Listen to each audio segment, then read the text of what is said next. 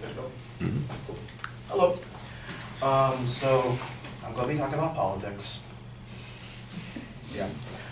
And my proposition is that politicians are heavily biased, not on their constituents, but on the people who support them money-wise. And my three main claims to that is that, first of all, gerrymandering is the main source of power for that. The second one is that the public is largely detached from what happens in the political scene, and that money is the main source of why these representatives do all their political power.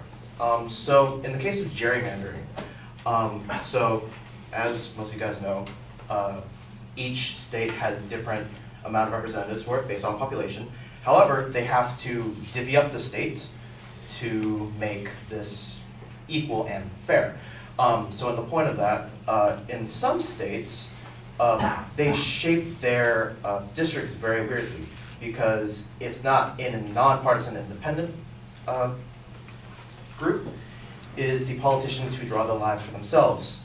So if you look at an old map of North Carolina's 12th district, people refer to it as an earmuff because there's literally a large gap in the middle to connect it by a bridge. And in the Illinois' 4th district, it looks like a coffee stall. And the reason why I say look at the old maps is because the new map in 2017 changed all that because of a 2016 referendum to that. So it's now more evenly, because people have realized that it looks like an earmuff. And basically, this issue has been, or is for Republicans and Democrats as well. In 1990, the Democrats made themselves more, or drew the lines in their favor. 2000, Republicans drew lines for their favor. So it is an issue on both sides. So for the second claim, the public is largely attached. Quick question. How many of you guys know who the new senator is? Yeah. It's Kamala Harris, and she got brought up in 2017.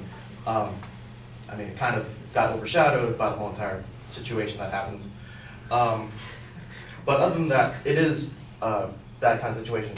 In a actuary study from the University of Pennsylvania, there was a survey taken, and 36% of that survey knew all the branches of the government, while 35% didn't know one. So my third claim is that money flows within politicians. And for this research, I watched a C-SPAN video, an entire C-SPAN video for like 3 hours. And basically it was a look at the energy crisis and global warming on that. And it was the House of Representatives Study on Science, Space, and Technology. And the main speakers of that was Larry Bouchon, Fred Upton, who was the chairman, and Senator Steve Stockman, whose main sponsors are all energy companies. So Larry Bouchon was supported by Koch Enterprises, Peabody Energy, and Victon Corporation, which is a big energy company. Fred Upton was the head, or was sponsored by Ford, DTE Energy, and Representative Steve Stockman, his greatest assets were in gas and oil companies. So if global warming was to stop them, or the energy companies, of doing really good, then they would lie in it. And a quote from one of them was, from Representative Steve Stockman, I'm a little puzzled because we still don't have metrics on how to determine global wobbling. Yeah, global wobbling. And another quote from Mr. Larry Bouchon was, I can listen to all of the climatologists out there and all the research that they've done, but since their research depends on their paycheck, I'd rather not believe it. This was an actual quote by one of them. And in the words of the late, great Jon Stewart, he paraphrases this, I do not believe the scientist because it is his profession and not their hobby. And so this goes both ways. Our Senator Kamala Harris, she was mostly sponsored by the Democratic group Alt Blue, which basically separates all their monetary values, and also a lot of LGBTQ groups and other stuff like that, just to keep that. And it's both sides. And so, just to recap, they are heavily biased. Their sponsors donate to their, or they're heavily biased by their sponsors donating to the campaign, by gerrymandering to keep themselves in power.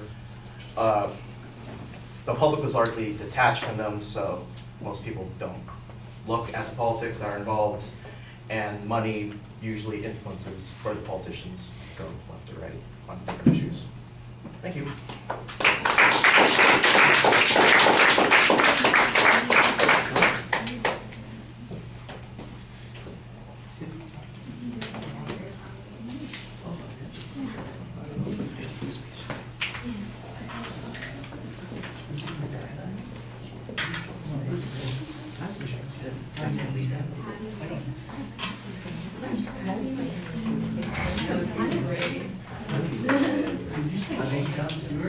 Yes. He is alive. I know.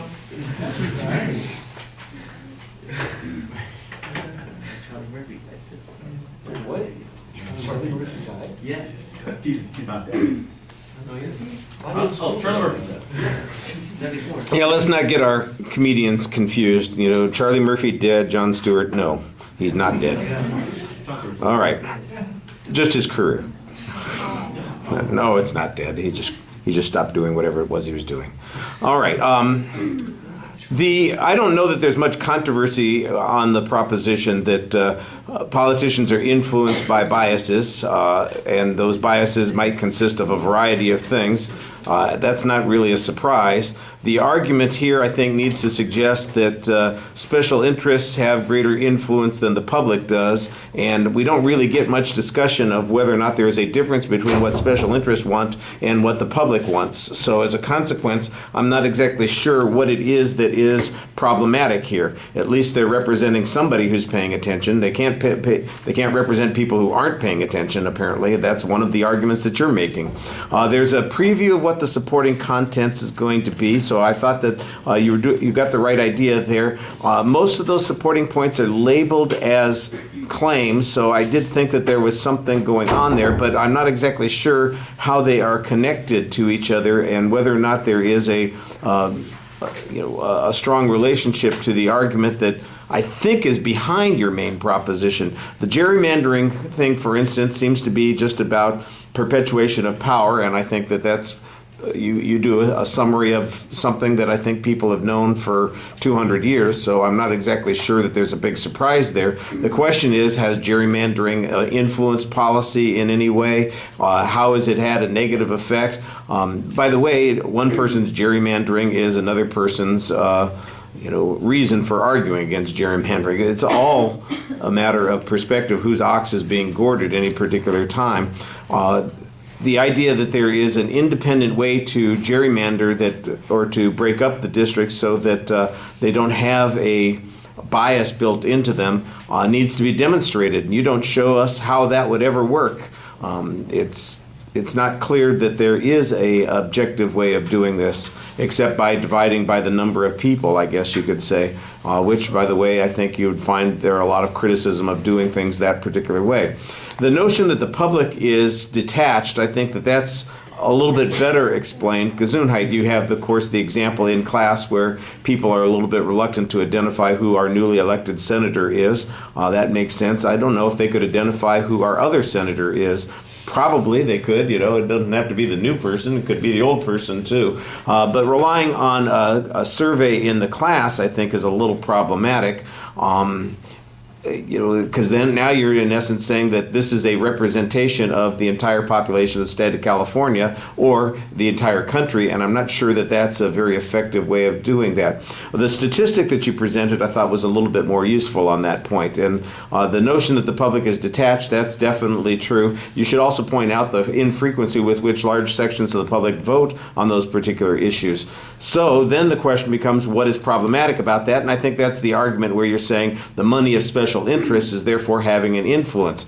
But the example that you have here is simply that you had three people who have a particular interest and happen to either be connected with energy companies or have had financial support from energy companies were on C-SPAN. But that doesn't necessarily tell me that there's anything wrong with what they're saying. And then you turn around and say, well, wait a second, they're criticizing the scientists because they're getting paid, but isn't that the argument that you're making, that we shouldn't trust these people because of who's paying them? I'm not exactly sure that that does much to convince me that there's something wrong here. I think there's an argument here, but I don't think that it's very clearly developed, and as a consequence, it's not as effective as it could be. It's organized. You raise some interesting issues here and there and talk about some points in a relatively passionate way, but I think you need to do more to build an argument and suggest that there's really something here that we could look at that's concrete. All right, thank you.